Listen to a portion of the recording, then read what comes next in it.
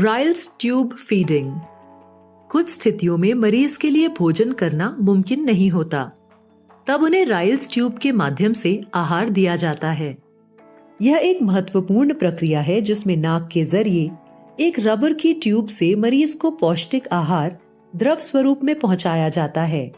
इसे Ryle's tube feeding या RT feeding कहा जाता है। आइए जानते हैं किन स्थितियों में राइल्स ट्यूब फीडिंग की जरूरत होती है। मरीज लंबे समय से बेहोशी की अवस्था में है। मरीज के क्रेनियल नर्व्स में चोट या किसी और कारण से निगलने की प्रक्रिया करने में असमर्थ है।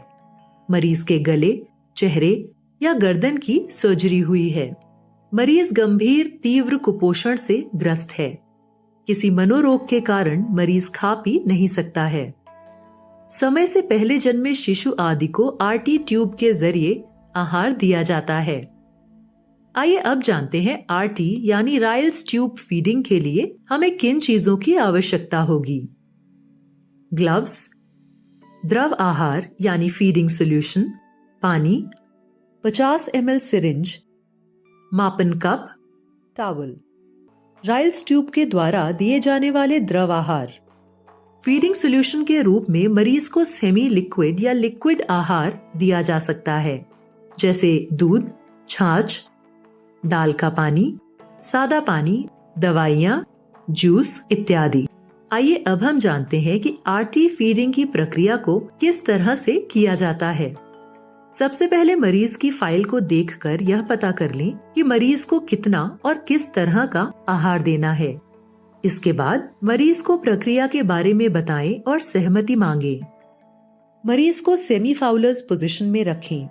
इसका उद्देश्य मरीज को एस्पिरेशन निमोनिया से बचाना है। एस्पिरेशन निमोनिया एक ऐसी स्थिति है जिसमें भोजन, तरल या अन्य पदार्थ फेफड़ों में चले जाते हैं, जिससे फेफड़ों में संक्रमण हो सकता है। इसलिए सही पोजीशन बहुत महत्वपूर्ण है। अपने हाथ धोएं और ग्लव्स पहनें। तैयार किए हुए फीडिंग सॉल्यूशन को मापने वाले कप में डालकर माप लें कि कितना सॉल्यूशन है। फीडिंग ट्यूब को चेक करें कि कहीं कोई अवरोध या ब्लॉकेज तो नहीं है। अब ट्यूब जिस तरफ से खुला है उस ओर से छोटी सिरिंज लगाकर पहले एस्पिरेट करके देख लें।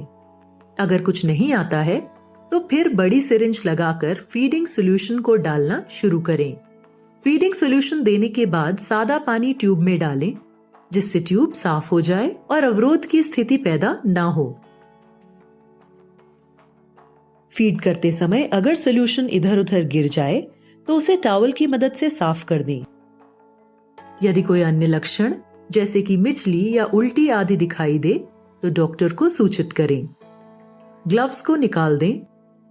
अपने हाथों को धोएं और फीडिंग का समय व दिनांक फाइल में नोट करें। ध्यान रखें, फाइल को चेक किए बिना फीडिंग कभी न करें। फीडिंग के तुरंत बाद मरीज को नहलाएं नहीं। समय समय पर ट्यूब की लोकेशन व उसको ब्लॉकेज के लिए चेक करते रहें। इनपुट यानी फीडिंग और आउटपुट यानी यूरिनेशन के समय का रिकॉर्ड रखें। फीडिंग देने से पहले चेक कर लें कि पहले की फीड पच गई है या नहीं।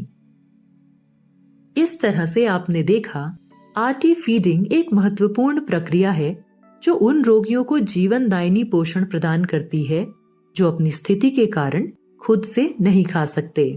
यह तकनीक न केवल रोगियों की सेहत में सुधार करती है बल्कि उनकी मानसिक स्थिति को भी बेहतर बनाती है।